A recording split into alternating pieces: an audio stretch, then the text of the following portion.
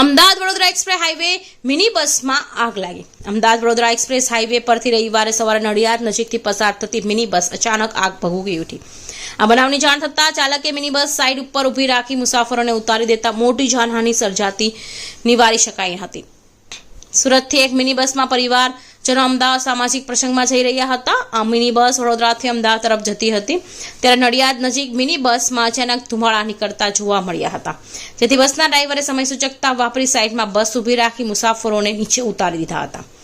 આગની ઘટનાના પગલે થોડા સમય માટે હાઈવે પરનો વાહન વ્યવહાર થંભી ગયો હતો। આ બનાવની જાણ થતાં નડિયાદ ફાયર બ્રિગેડની ટીમ ફાઇટર સાથે તુરંત જ બનાવના સ્થળે દોડી આવી પાણીનો મારો ચલાવી આગ પર કાબુ મેળવ્યો હતો, પરંતુ આગની લપેટમાં આવી ગયેલી મિની બસ જોતજોતામાં સળગી ઉઠી હતી। આગ શોર્ટ સર્કિટને કારણે લાગી હોવાનું અનુમાન છે। સવારમાં અમે ફાયર સ્ટેશન પર હાજર હતા ત્યારે મેસેજ મળેલો કે લગભગ 9:24 મેસેજ આવેલો કે નડિયાદથી અમદાવાદ તરફ એક્સપ્રેસ વે પર ટેમ્પો ટ્રાવેલ્સ ગાડી છે એમાં આગ લાગેલી।